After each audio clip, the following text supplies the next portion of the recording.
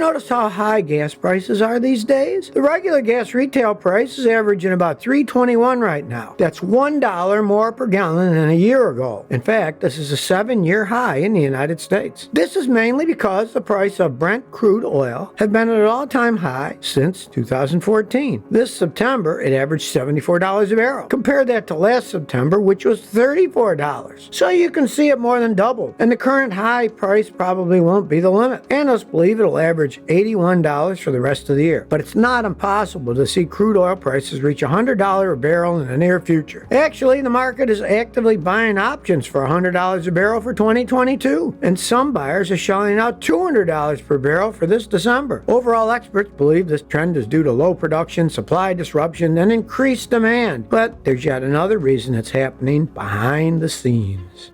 Let's talk about low production. Simply put, right now, not much oil is being produced in the world. Many doubt production will be restored next year to the pre-pandemic level. At the same time, we have a global energy crisis with the sharp rise in gas and coal prices. As energy demands grow, the low production won't be able to meet the demand, which means prices continue to rise. So how did this happen? In the spring of 2020, oil prices plummeted due to the pandemic. Remember, airplanes were grounded, cities were under lockdown, and there was an enormous drop in fuel demand. That's why the oil supply at that time was 20% higher than the demand. Needless to say, members of OPEC agreed to reduce their oil production by a record amount, almost 10 million barrels per day, which is about 10% of world production. This was the OPEC Plus deal. The U.S. and other countries that aren't normally part of OPEC also cut production. So all in all, this meant a reduction of some 15 million barrels per day, or more than 15% of the world's oil production. Prices quickly rose to $40 to $45 per barrel. Exporters suffered huge losses even at relatively high prices. That's because the cut in production cost them tens of billions of dollars. The first tough pandemic lockdowns helped the global economy to start recovering. So, exporters started to increase production again. They were cautious. They didn't want to restore production fully or too quickly. Otherwise, that would bring a drop in price. The pandemic is still ongoing, and if any country with a large economy, let's say China for example, were to enforce yet another new lockdown, that would mean demand will plummet again. So you can see how the situation has been quite volatile. Initially, analysts thought that even a slow increase in production by the OPEC members would make supply exceed demand for January 2022, and therefore lead to a drop in prices. They believe this because U.S. companies increased offshore oil production to pre-pandemic levels a few months ago. Before the pandemic, the U.S. production level led to an oil surplus on the world market. But this initial forecast of an excess of supply turned out to be wrong. This summer, it became clear that a huge additional demand for oil could emerge in the world in the upcoming months. For the first time in decades, the price of natural gas in Europe and Asia exceeded the price of oil in terms of energy release. So that's why analysts believe they'll see significant increase in oil demand from 750,000 to 2 million barrels per day. This summer, it also became evident that most of the OPEC Plus members couldn't increase production even to the quotas that they'd agreed upon. At the same time, oil demand was growing much faster than previously forecasted. In September 2021, the OPEC Plus members increased production faster than they initially agreed to, but they still couldn't keep up with the demand. Only Russia and Iraq are producing more oil than their quotas allow. The problem is, many of the oil exporting countries don't have enough investment to return to previous production levels. OPEC leadership denies this, of course.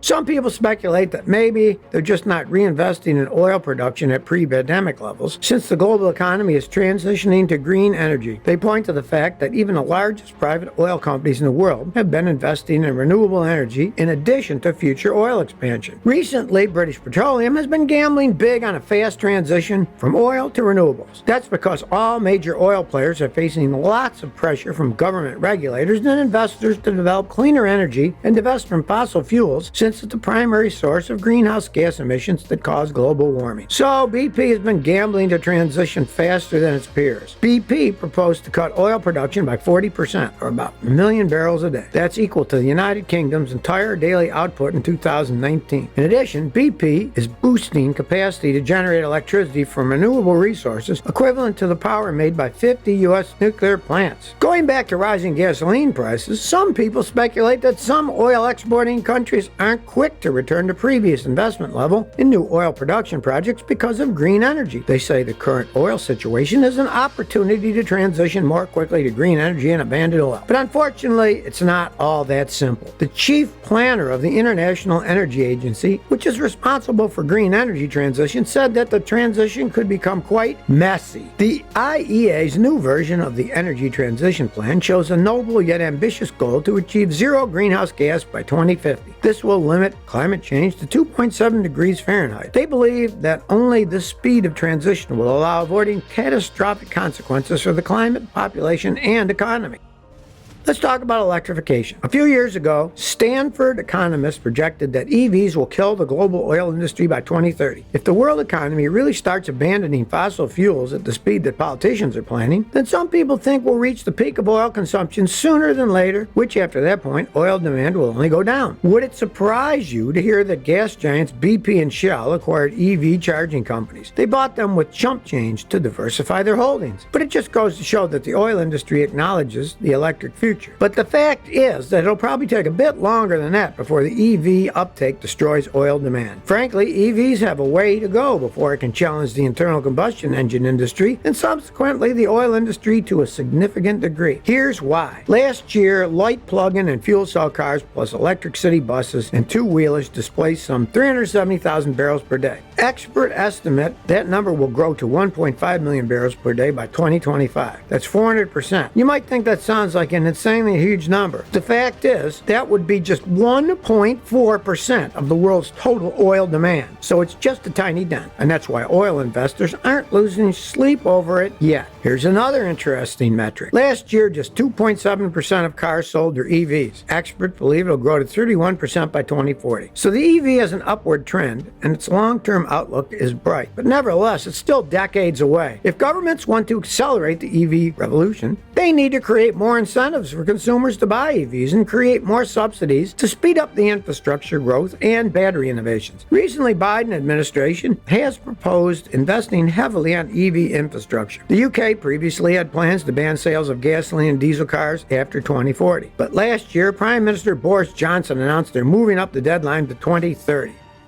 Just consider what major car companies are doing right now. General Motors pledged to focus on electric cars and be fully electric by 2035. Jaguar plans for their cars to be fully battery electric by 2030. Land Rover projects their cars to be 60% BEV by that time. Ford announced that all their cars in Europe will be EV by 2026. This fuels a lot of hope for the EV sector.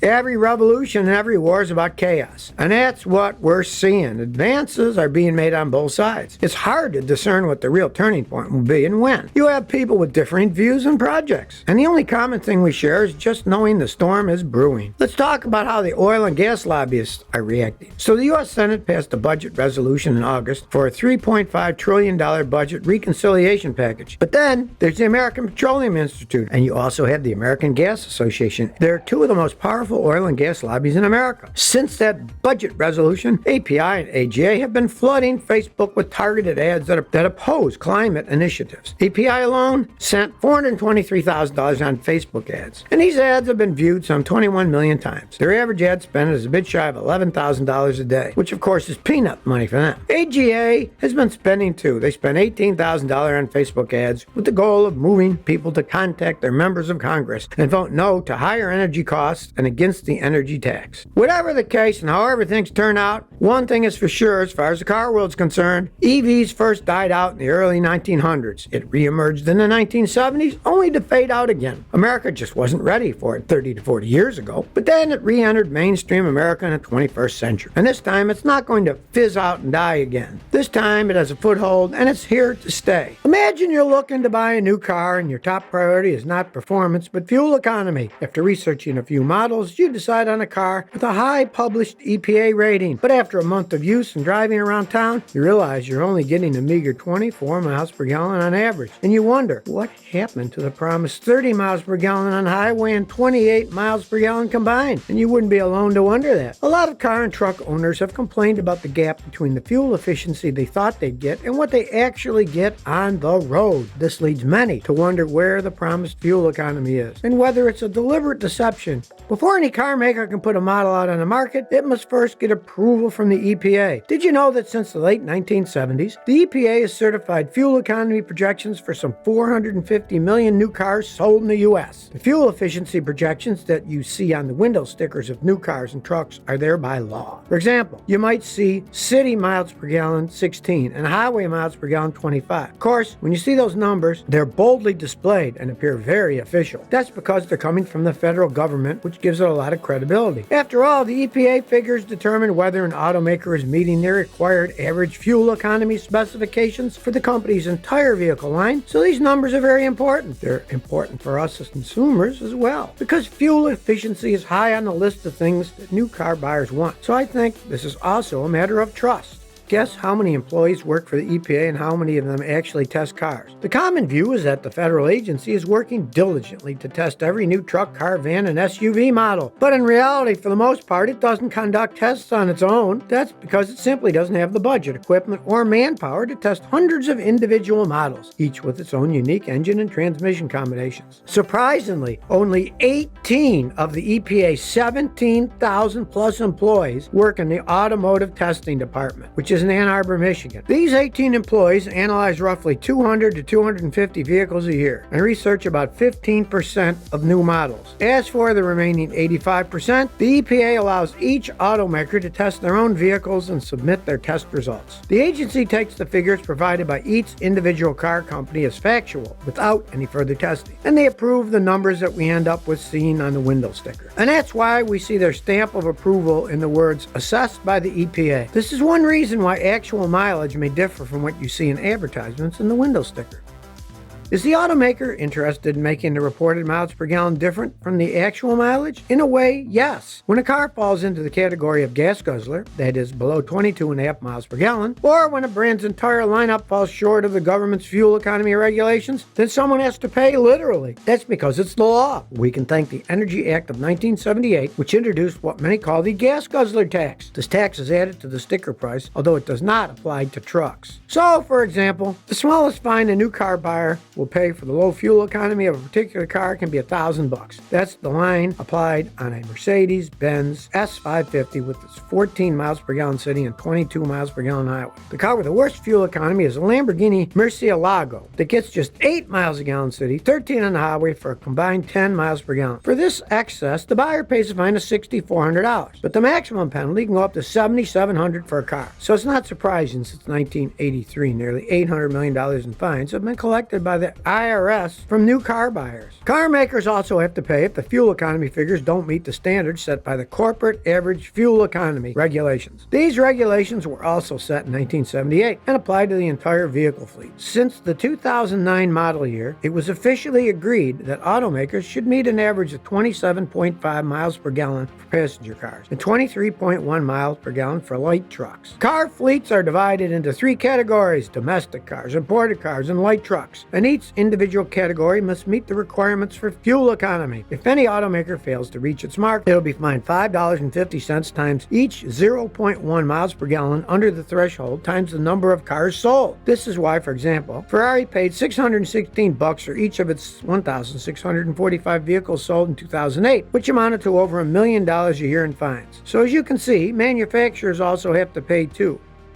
Of course, to keep the industry honest, the EPA does spot checks each year. Remarkably, the agency says its own test results are almost always very close to those of the automakers. But what happens when the agency and the automaker's performance tests differ? According to the rules, the EPA retests the vehicle to evaluate the performance of the automaker. Fuel economy should be within 3 percentage points. Otherwise, the automaker must accept the smaller of the two sets of numbers or request another retest. But there are other reasons that can explain the differences in fuel economy estimates. The fact is that the real world, there are so many different variables that impact fuel economy, like driving conditions, behaviors, and so forth. Absolute accurate miles per gallon simply is not possible. As a result, in 2008, the EPA updated its testing protocols, taking into account that real-life driving has more stops, starts, accelerates, and decelerates, and tends to be more aggressive and faster on the highway and so on. So while there's a marginal difference, it does seem that EPA and real-world average fuel economy figures are much closer than ever before.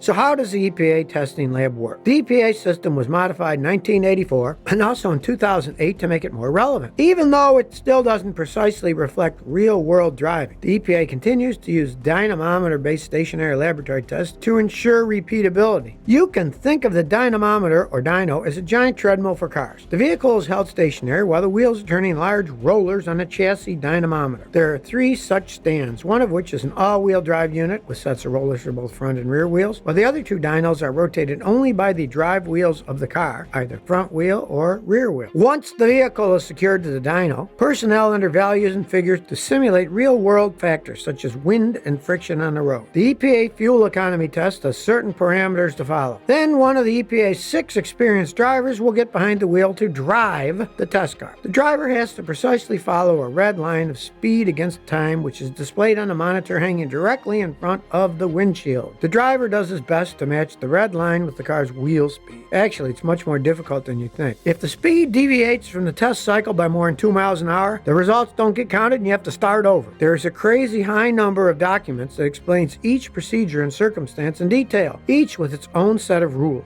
Even the process of rounding off fuel economy test results that gets published on a new car sticker label is unbelievably complicated. But this is what the EPA does on their end to get the most accurate miles per gallon rating they can on a dynamometer.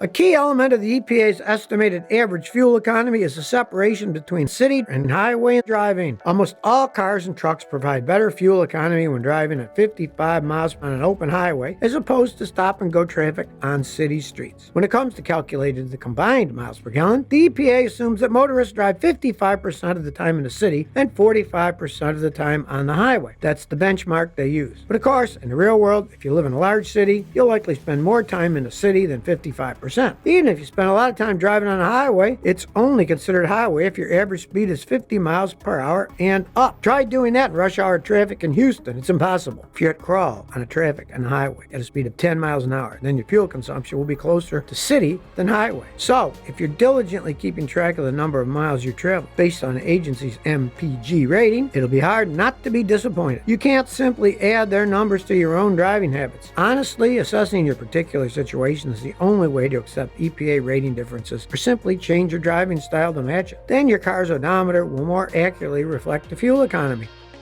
Now, there are 6 factors that studies estimate could cause a car's actual fuel economy to differ significantly from the EPA rating. The first factor is the amount of city driving you do. Driving with frequent starts and stops can reduce the EPA combined by city and highway fuel efficiency by as much as 27%. Second, your driving style can reduce fuel efficiency by up to 18%. Studies show that calm drivers benefit from 35% better fuel economy than over-aggressive drivers. A third factor that impacts fuel economy is the use of an air conditioner. Turning it on continuously results in a fuel efficiency reduction of up to 14% on older cars. Fourth, the size of your car also plays a role. It can reduce mileage by up to 15%. A fifth reason has to do with your region and climate. For example, environments with hot weather and mountainous conditions can reduce fuel efficiency by as much as 12%. And the last thing that can cause the real mileage to differ from EPA is if you're constantly carrying heavy loads or passengers. So take all that into mind before you jump to the conclusion that the EPA rating is completely off. By the way, another thing to consider is the type of fuel you're using, which can affect the fuel economy. For example, the EPA conducts a test with 100% gasoline in the tank, but most U.S. gasoline contains 8 to 10% ethanol. This ethanol is used to increase the amount of oxygen in the gasoline and to provide better fuel combustion, but it alone can reduce fuel efficiency by about 2%, which might sound little, but when you couple that with some of the other factors, it can all add up. Now imagine that if you check box for 2, maybe 3, or even more of these 6 factors that reduce fuel economy.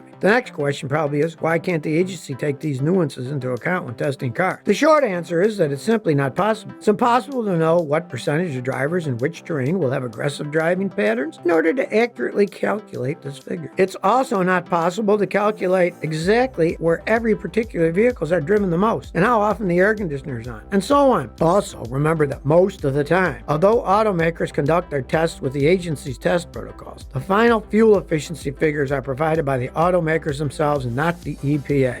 So now, you tell me, what do you think of the EPA ratings, now that you know all this? And do you keep track of your miles per gallon? And if you have a funny or horror story about fuel economy, please share by commenting below. As always, if you like this video, please like and subscribe to my channel. Thanks for your support.